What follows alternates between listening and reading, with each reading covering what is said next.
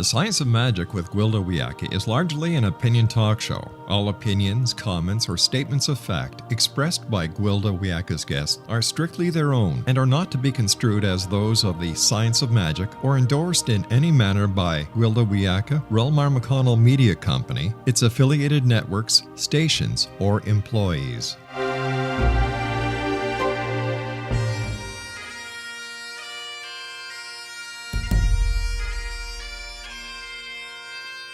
Welcome to the Science of Magic with Gwilda Wiyaka, a program dedicated to uncovering the unified nature of reality and humanity's ever-evolving place as truly galactic beings. For more information on the Science of Magic with Gwilda Wiyaka, visit us online at www.thescienceofmagic.net.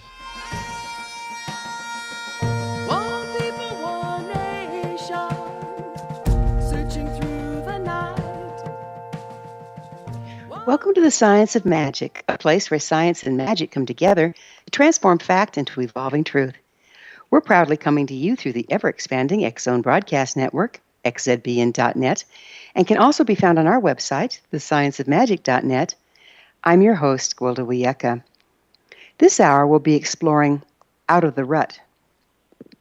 Nothing's broken. You'll be fine, the emergency room physician assured me after looking at the x-rays. I didn't feel fine. Yes, I was in pain, but something else was very wrong. The nurse asked me who to call. I had no idea. She asked me my address. I didn't know that either. But the doctor said I was fine. What was I doing here anyway? For that matter, where was here? I'd been on my way to work. I was just entering a bridge with a narrow road when a pickup truck going the other direction swerved into my lane and drove me into a concrete pylon. Though I was wearing a seatbelt, the steering wheel hit me in the chest, and my brain sloshed around in my skull like Jell-O in a jar. That was effectively the end of my life as I knew it. At first, I seemed okay, if a bit banged up, but after being discharged from the hospital and in the days to come, it became clear I had no short-term memory. I knew my husband and children, but not that I'd put something on the stove to cook 10 minutes before. When smoke filled the kitchen, I wondered who the idiot was that left the pan on to burn. It took 2 years before I was functional, but I was not the same. I was better. Unencumbered by any memory of the day before, every day was a new adventure. I didn't hold a grudge as I couldn't remember being insulted. Where before I had set ways of thinking, the well-worn neurological pathways were no longer available. I'd effectively been knocked out of the rut. I started creating things, making jewelry. I wrote books, created musical albums, and founded a Colorado State certified occupational school of the shamanic arts. Inspiration came easily. Before the accident, I'd been a fairly skilled shamanic practitioner and teacher, but after, I had access to esoteric information all the time, rather than just when I entered the shamanic trance. I learned to rely on that skill to replace the short-term memory I no longer had. I became precognizant and more instinctual. Simply following my promptings, I found myself in the right place, at the right time, doing the right thing. I used the environment as a memory, leaving things out in plain sight that needed to be done. Out of sight, out of mind definitely applied to me. I ran my life from a daytimer. The unexpected benefit? An uncluttered mind with no restrictions. I was always in the present moment, totally available for what was happening, rather than dwelling on past or down the road into the future. I'd been in a very codependent relationship with my husband. With no short-term memory, I could no longer enable him, and our marriage fell apart. I wasn't the woman he'd married, more's the blessing. Years later, some of the short-term memory has returned, but my brain is still not as it was. I've developed subroutines to keep track of what I'm doing. These routines have the added benefit of leaving my mind free to continue creating in unorthodox ways. As a result of this impairment, I've lived a very passionate, creative, and productive life I wouldn't have had otherwise. Hopefully, our next guest can offer more palatable methods of getting out of the mental rut than running into a bridge. Our guest this hour, Neil Slade, is an author of 10 books on brain and behavior, including Tickle Your Amygdala, The Frontal Lobe Supercharge, Brain Tuning, Secrets of the Dormant Brain Lab, The Book of Wands, and Brain Magic to Creativity from Another Dimension. He's also a lifelong musical composer, seasoned concert performer, and teacher. Slade studied and worked for 11 years at Colorado's Dormant Brain Research and Development Laboratory. His educational books are easy to understand and explorations of how the human brain works and how to access creativity and problem solving. Slade has 10 original music albums to his credit. After this commercial break, I'll introduce Neil, and together we'll explore the mysteries of the human brain. Should be enlightening, so don't go away. You're listening to The Science of Magic. Prior innovative episodes can be found on our website, thescienceofmagic.net.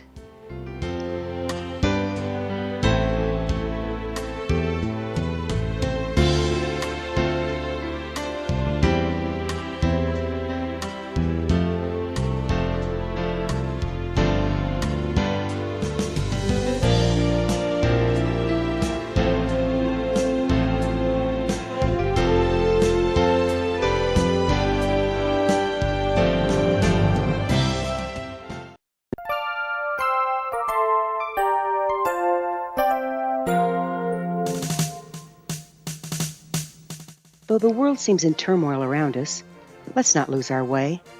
The stars still shine down, blessing us with their light. The sun rises every morning, chasing away the cold and darkness. There are good people of service in this world. We have much to be grateful for as we're wrapped in the arms of all of God's creation. This is Gwilda Wiyaka, host of the Science of Magic Radio, wishing you and yours a very Merry Christmas. I hope your holiday is filled with comfort and joy as you're surrounded by those you love. I'd like to thank all of you for being our loyal listeners on the X-Zone Broadcast Network and for joining us on this grand adventure called life. As the New Year's dawns, let us all stand in truth as we embrace peace.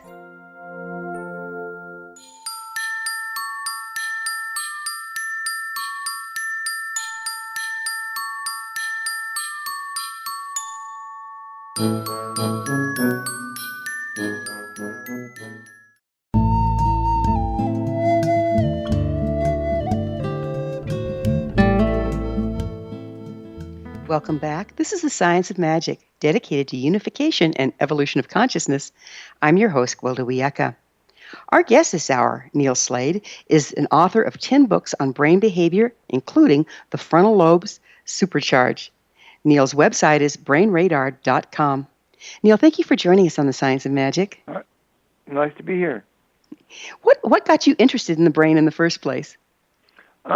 I was studying music, and I had just received a degree in music education. And I was also a composer from very early on. I had been writing music since I was about 13. So I was always looking for ways to improve my creativity and productivity. And one night I was watching our local PBS television station, and there was a documentary on a fellow who ran a brain and behavior laboratory in the wilderness in Colorado, and it looked like a very interesting place. And people in the documentary were talking about improved creativity and even things like accessing ESP and so on. So I wrote to this fellow by the name of T.D. Lingo, and soon thereafter went up to the Brain Lab, and it started a 11-year association with the director.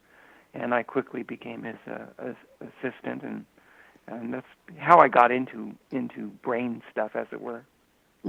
So tell us a little about Colorado's Dormant Brain Research and Development Laboratory. Sure. Well, that was the name that Lingo gave his place. His story was very interesting. He had graduated from, he was working on his PhD, rather, at the University of Chicago in brain and behavior sciences. And he had gotten back from World War II as a soldier, and one day asked his professor of neurology, why people went to war. Why is this a problem in human society and culture that we're always going to war with each other? And he asked his professor, and his professor said, well, if there's an answer to that question, it's up here, and he pointed to his own head. He says, if you want to find the answer to that, you can go slow at the university here, or you can go fast and start your own research center. So Lingo dropped out of his PhD program and tried to think of a way that he could begin his own brain research laboratory. And his problem was he didn't have any money. So he thought, well, how can I make some money quick? And he thought, well, I know I can play a few chords on the guitar. Maybe if I go into show business, I can make some quick bucks and then start my place. And that's exactly what he did. And he began singing. I mean, it's a really roundabout way to get around to starting your own brain lab, but that's what he did. And he started singing folk songs around town, and eventually he landed a spot on Groucho Marx's You Bet Your Life television show. And he played the part of a backwoodsman that lived in the woods of Colorado. And you can actually, if you go on to YouTube and if you go to my website or you search TD Lingo, Groucho Marx, you can actually see that actual show where he's appearing. And he did very well on Groucho Marx's show, and he won $1,000. And an executive at NBC thought, oh, this guy's a great phony. And he was a phony. He was not really a backwoodsman. He was very well educated. And they gave him his own NBC summer replacement show. And he had people like Burl Ives and Woody Guthrie and Pete Seeger on the show. And at the end of the summer, he looked into the camera and he says, if anybody's got a mountain to sell, call me up. I want to buy it. And somebody did. Somebody from Colorado did. And thereafter, he left New York. He quit show business. He left with 2 grocery sacks full of money. One he gave to the IRS, and the other one he bought 300 acres of mountain wilderness, 40 miles west of Denver. And that's where he set up his brain lab. Amazing. And so for the next 35 years, he conducted, people from all over the world, mostly from the United States, however, came and they studied neurology and brain and behavior science. It kind of like Thoreau. Thoreau lived in the woods, I think in Massachusetts, away from urban society. And that's what Lingo did in the wilderness in Colorado. And the lab was located about 9,500 feet in elevation. There was no running water. There was no electricity. But it provided sufficient isolation so people could really concentrate on what was going on inside their own craniums. And so they could concentrate on what brain function was all about from a very unique perspective. How much do you think this isolation also helps get us out of the common denominator belief system so that we can explore other options? Oh, it was absolutely crucial at the brain lab, because in the city there are all of these distractions. There's cultural conformity. There is competition. And so if you have this silence, this natural environment to where all of these defenses are shut off, you can really get in touch with the natural brain and how it really functions. And so this was really crucial to the work at the Brain Lab. I've heard all sorts of figures as to what percentages of our brain we really use. What can you tell us about this? Well, there's myths, and not only myths are perpetuated by common people, but the myths are also perpetuated by so-called experts in science and the medical field. Now, there's 2 things that you hear. One is that we only use 10% of our brain.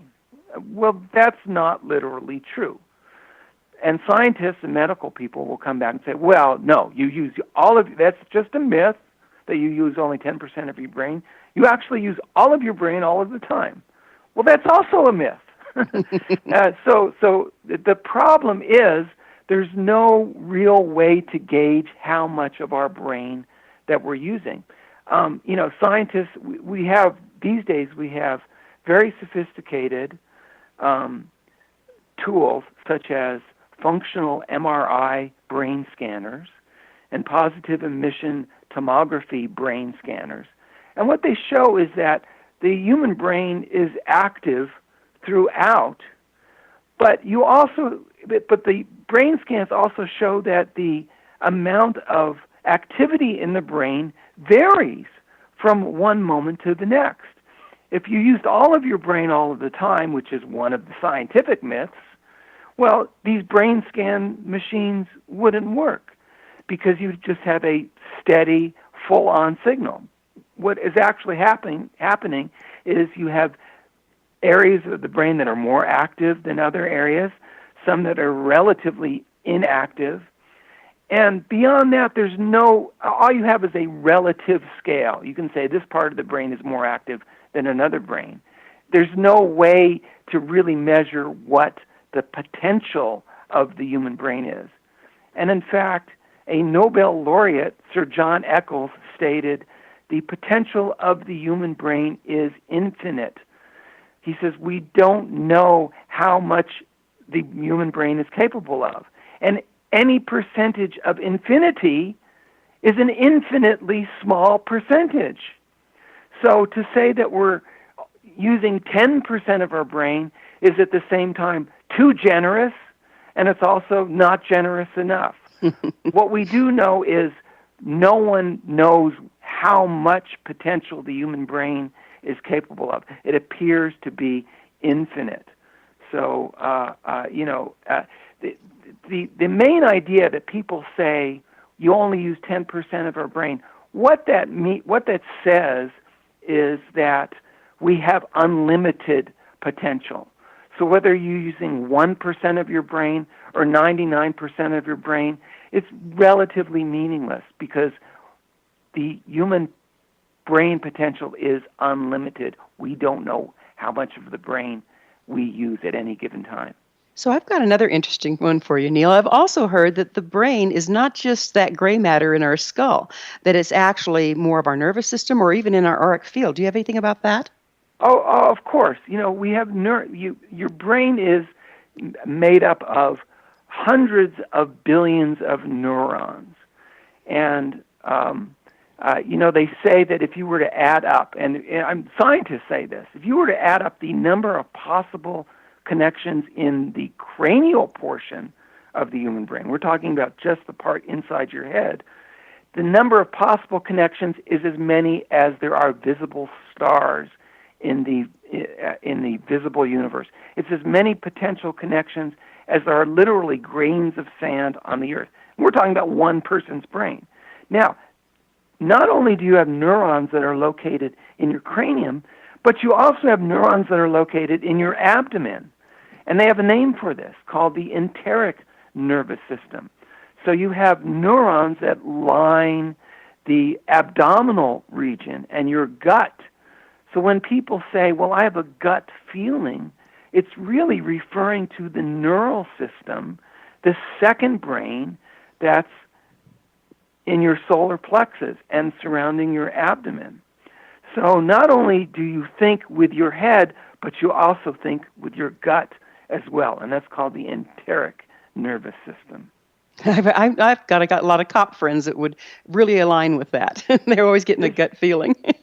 Yes, and what's very interesting is that very often you'll take I'm not saying everyone does this, but I'm saying there are medications that affect the neurons in your cranium, that affect your mood and the way you're thinking, and very often that causes a reaction inside your abdomen and inside your digestive system, and that's because you've got these neural bundles that are located in your abdomen as well.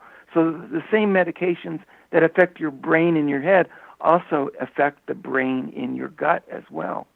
Amazing, and we don't even recognize that.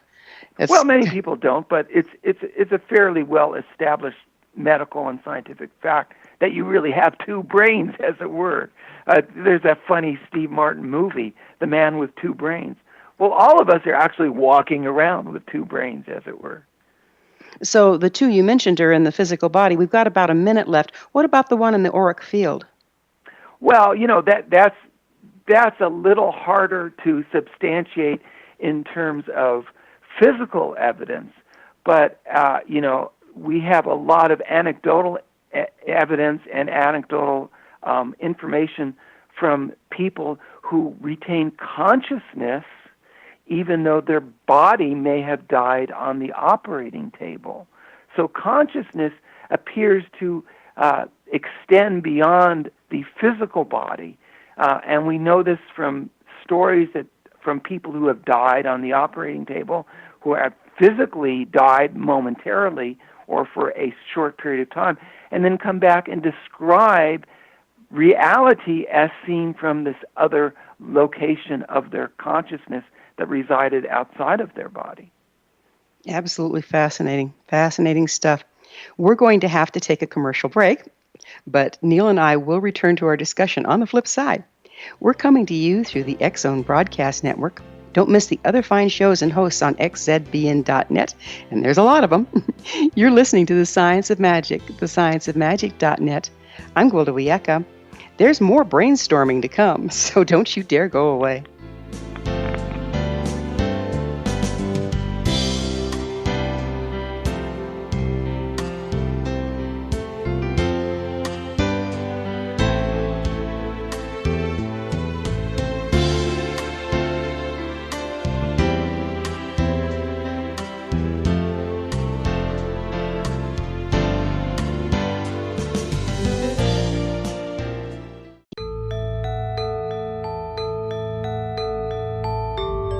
Hi, I'm Gwilda Wiyaka. Did you know that shamanism has been around for 50,000 years and practiced by all indigenous cultures? These ancients understood there's more to healing and health than just the physical. All 4 levels, physical, emotional, mental, and spiritual, must be addressed in order for us to enjoy healthy, abundant lives. To find quality shamanic healing you can trust, you need look no further than Path Home Long Distance Shamanic Healing Program. All Path Home practitioners have been trained and certified through Path Home Shamanic Art School, a Colorado State occupational school, and are handpicked, personally trained by me, Gwilda Wiyaka, to uphold the excellence of Path Home's long-distance program. Live abundantly. Schedule a shamanic session with me or one of my quality practitioners today. Call 303-775-3431 or visit findyourpathhome.com.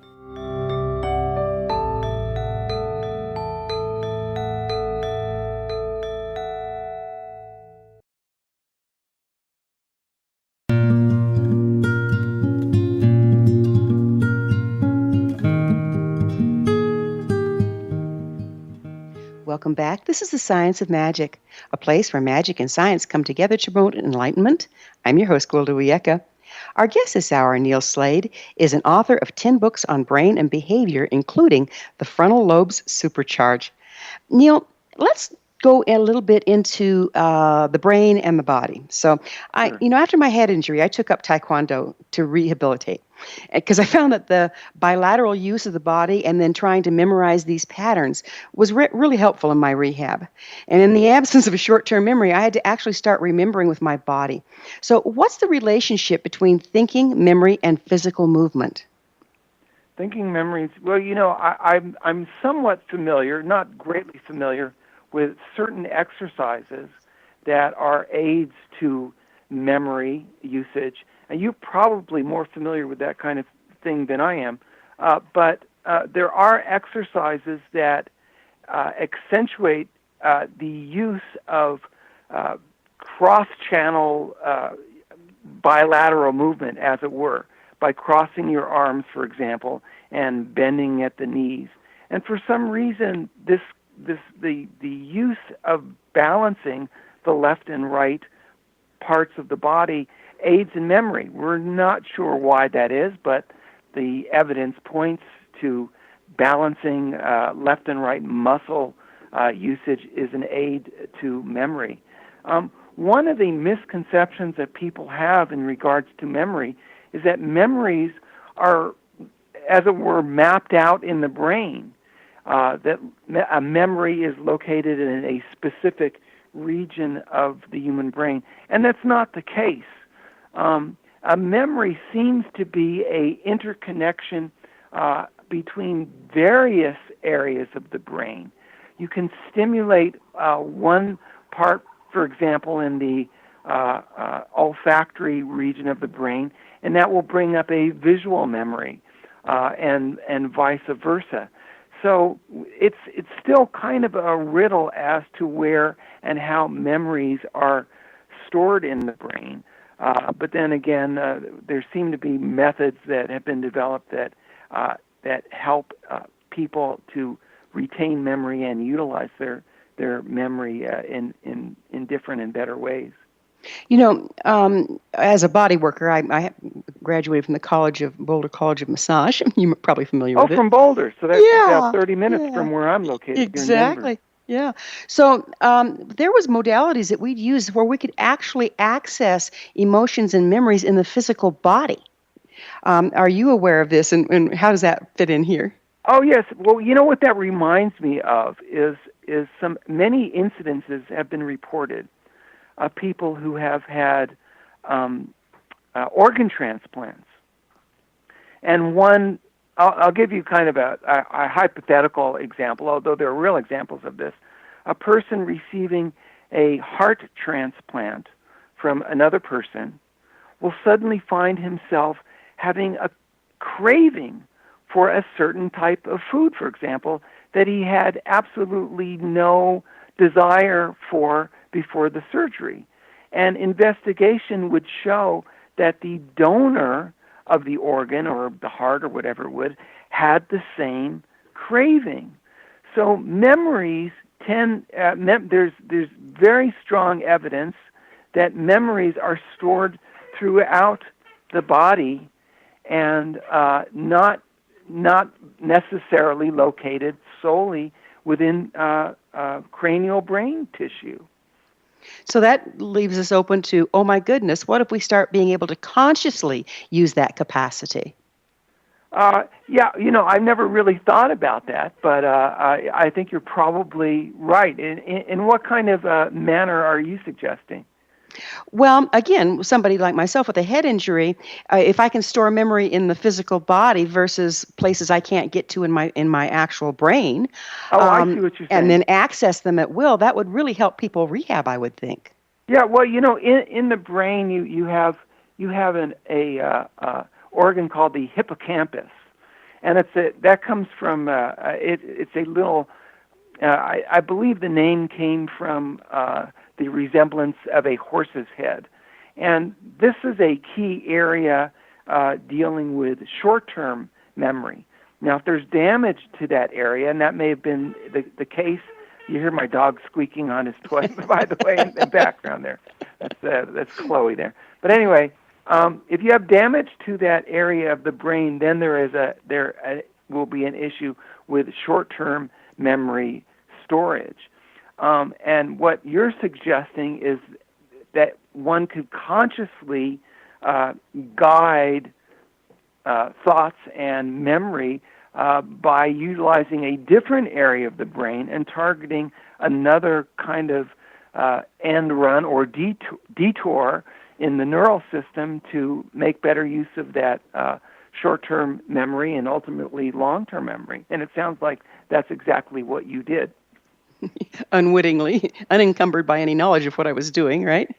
Yeah, sure. Well, again, and we talked about that in the previous segment, that we have neurons that are situated not only in the cranium but in the abdomen, and for all we know, in other parts of the body as well. You have neural tissue or neurons that extend through the spinal cord. So it would seem very reasonable to suggest that we do, in fact, store memories throughout the body. But also, it seems reasonable to conclude that you could consciously guide, a storage of memories consciously in selected other parts of the body. Perhaps, in like a battery. It's funny. In my book entitled "The Book of Wands," I talk about using jars to consciously store energy and utilizing outside containers, just ordinary containers, to store psychic energy, as it were, and then draw upon that as needed. So, I think that could very well hold true for storing memories and perhaps even other kinds of neurological and consciousness processes within the body and within the brain. Amazing. On a little different subject, what effect do you think our current educational system has on brain function?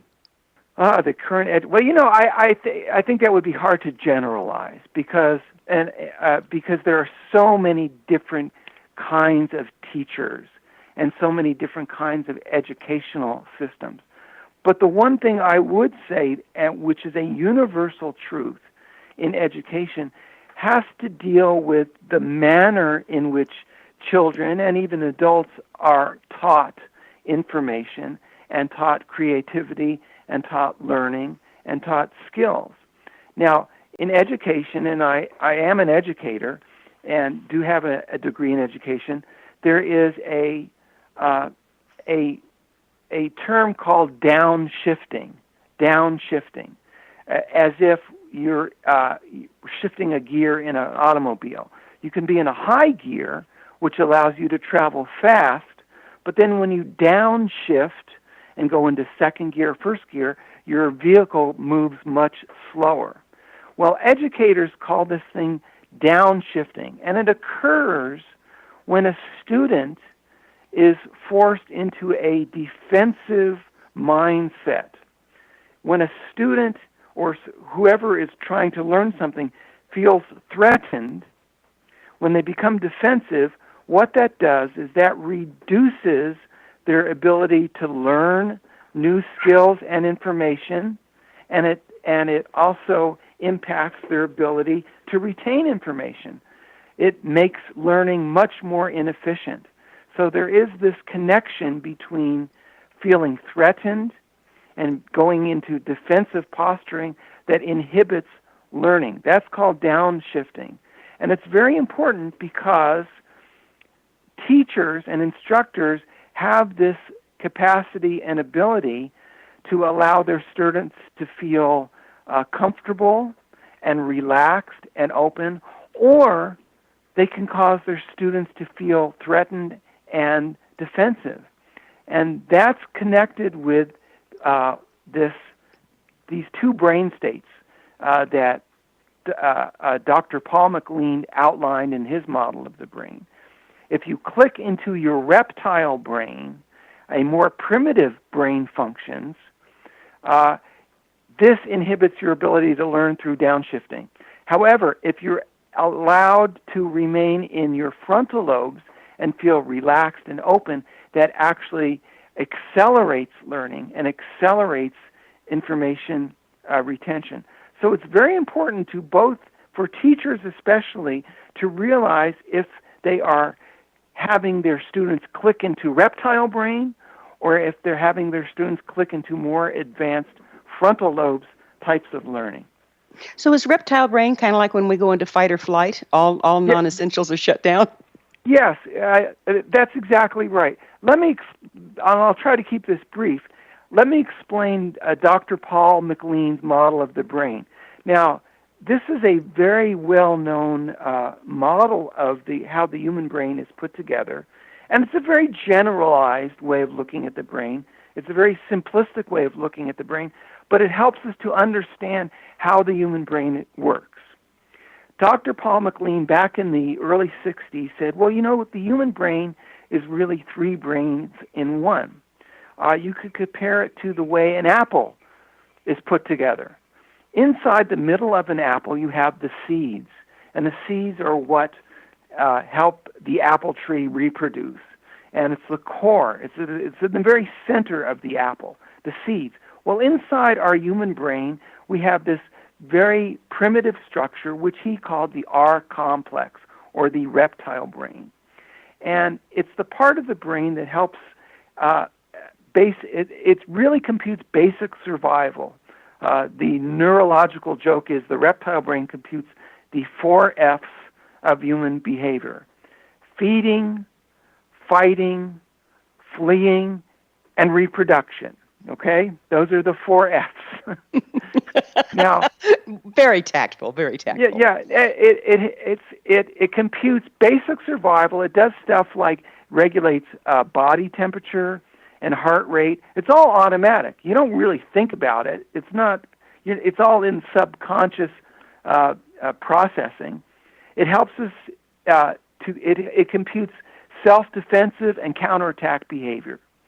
Very primitive part. It allows humans to operate on the same level as a reptile or a snake, right? Very cold-blooded, cold thinking. That's why he calls it the reptile brain.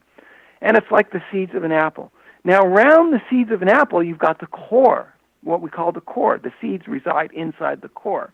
Well, inside the human brain, around this reptilian brain, center, there's another portion that he calls We're going to have to leave this on a cliff and pick it up on the other side. All right, we'll do. We'll get to the mammal brain after break. Okay, Neil and I will be back shortly, so don't leave us now.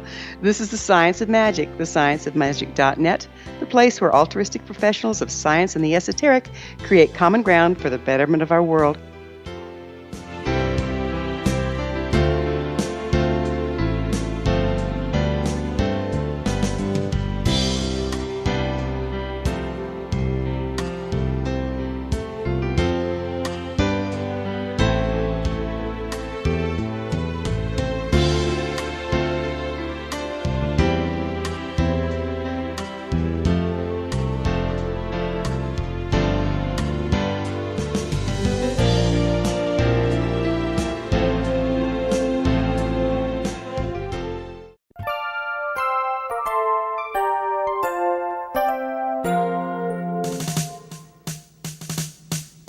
Though the world seems in turmoil around us, let's not lose our way.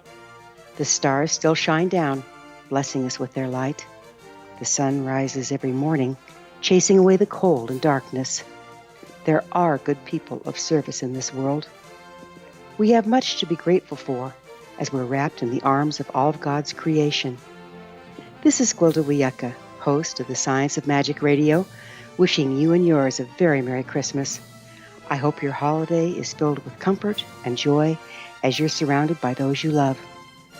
I'd like to thank all of you for being our loyal listeners on the X-Zone Broadcast Network and for joining us on this grand adventure called life. As the New Year's dawns, let us all stand in truth as we embrace peace.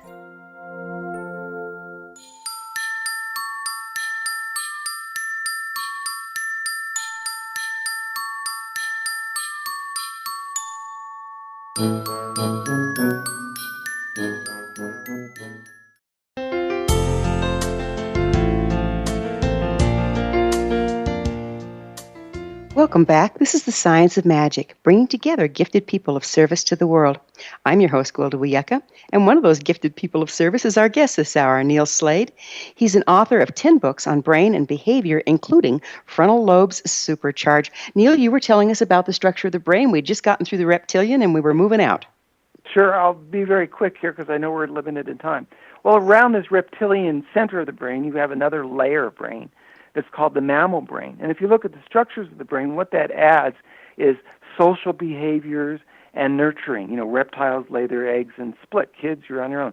Mammals, on the other hand, nurture and raise their young. And mammals interact with each other. So that's what this second layer of the brain does, like around the core around the seeds of an apple. And then you've got the big juicy part of the apple and the skin, and that's the delicious part that we love to eat and which is very tasty. Well, you have this third layer of brain, which covers this mammal brain and reptilian brain core, and the frontal lobes, the whole front part of the brain. And that's where all the advanced traits and functions and processes of the human brain resides.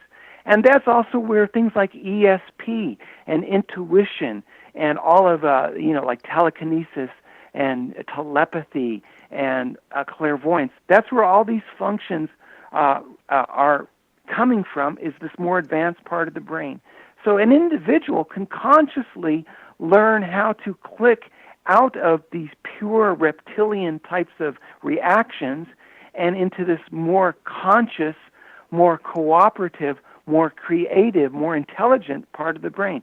It's all a matter of consciously guiding energy out of being stuck in this reptilian fight or flight counterattack processes and expanding the consciousness into the other parts of the brain. And any person can easily guide this energy forward as easy as clicking on a light switch on the wall. And that's what my website is basically about, is showing people how to click their amygdala, which is a part of the brain, forward into advanced frontal lobes processes and energy. Our guest this hour is Neil Slade, author of 10 books on brain and behavior, including The Frontal Lobes Supercharge. Neil's website is brainradar.com. So, Neil, this brings me to a subject very near and dear to my heart, and that has to do with brain function and ESP. How does that work? Well, when you talk about ESP, you're talking about advanced brain processes. And there is a very distinctive link between these types of esoteric, paranormal, we call them paranormal, but they're actually a normal function of the human brain, these types of functions and processes, and its relationship to reptilian behavior and frontal lobes behavior. Things like cooperation and empathy are actually physically processes that happen physically in the forward part of the brain, in what's called the frontal lobes, the most forward part of your brain that sits right behind your forehead. And there is a relationship when people are clicked into this reptilian type of processes, such as self-defense, counterattack, me types of consciousness. When you're stuck thinking about only yourself, when you're only concerned with your own well-being, this automatically shuts off access to all of these advanced skills such as telepathy and precognition and ESP. These types of processes only happen when you open yourself up and think in a cooperative, empathetic type of thinking process. So if you're stuck battling with someone, fighting with someone, all of these advanced functions shut down. Only when you relax and embrace the universe that exists outside yourself are you able to access all of these highly advanced types of processes and behaviors and perceptions. So that's why it's important to click forward out of reptilian brain and into the frontal lobe so you can think with these advanced processes. And that's probably why the systems at large like to keep us in the reptilian brain, all in fight or flight. Exactly right. When you look at the political process, people who want to retain power, they don't want you using these advanced processes of the brain. So they try and they effectively keep mass population in fear so that you really don't think about what is going on, so that they retain control through these methods of instilling fear in the population. So how do we use the brain in precognition? I mean, I'm precognizant a lot of the time, so I know it exists, but I'm not sure what the function is there. Do you have some way of enlightening us here? Sure. Yeah, well, there's actually a very you have this feedback emotional system within the brain, and this is the most important and helpful thing to know. When you are stuck in your reptile brain, when you are stuck in this very primitive, very fundamental, rudimentary types of processes, your brain gives you negative emotional feedback. If you think about when you are in a combative mood, when you're in a self-defense mood, when you're fighting, you automatically feel negative emotions. Okay? So there is this association between limited consciousness, limited problem solving. The reptile brain cannot solve long-term problems. It cannot serve complex problems. It's very limited. Snakes and turtles are not particularly good at solving anything but short-term problems. Well, when you feel negative emotions, that is your brain telling you that you are stuck in reptile brain. On the other hand, when your frontal lobes, when the most advanced part of your brain is turned on, the part of the brain that allows complex, long-term problem solving, your brain rewards you with positive emotion. And the reason it does this is because your nature wants you to survive. So what it tells you is, listen, when you use more of your brain, when you use more of your potential, when you are able to solve complex problems in long terms, I'm going to reward you because I want you to survive, so I'm going to make you feel good. Okay? So simply by monitoring your emotional state, that will tell you whether you're using only a little bit of your potential, whether you're stuck in this primitive part of your brain, or if you're using much more of your potential, and if you're using more advanced part of your brain, because you will be given positive emotional feedback. So simply by monitoring your emotions, you can say, hey, I'm stuck in my reptile brain, or yes, I'm using my full potential. It's very interesting. If you look at the volume of your brain, less than 10% of your brain matter is dedicated to this reptilian part of your brain. You only need a small portion of your brain. The other 90% of your brain volume, as it were, consists of this frontal lobes and the primate brain and this much more advanced part of your brain. So if you want to use more of your brain, pay attention to your emotional feedback system and try to stay in those states which make you feel good. It's wonderful. If you want to use more of your brain, you should do what makes you feel good and avoid those situations and behaviors that make you feel bad. It's a wonderful tool that nature has provided us with, this instant emotional feedback system that guides us as to whether we're using just a little bit of our brain, that 10% reptile brain, or the other 90% of our primate brain and frontal lobes. We have about 2 minutes left. What can you tell us about remote viewing and perceiving things at a distance with the brain? Well, we did a very interesting experiment about a year and a half ago, or maybe it was about 2 years ago. And anyone can read about this. The website is called Music for ESP, and you can use the number 4, Music numeral 4 ESP. And we had people that were consciously clicking their amygdala forward and turning on the more advanced part of their brain. And what would happen is people would spontaneously experience these kinds of remote viewing processes. They would find themselves out of their body and not only experience remote types of viewing, but have precognitive experiences, have telepathic experiences, the whole gamut of paranormal experiences effortlessly, spontaneously, just by clicking out of the reptile brain and tickling forward into this more advanced part of the brain. Remote viewing and all of these so-called paranormal processes are actually normal processes of the human brain as long as we can actually access them.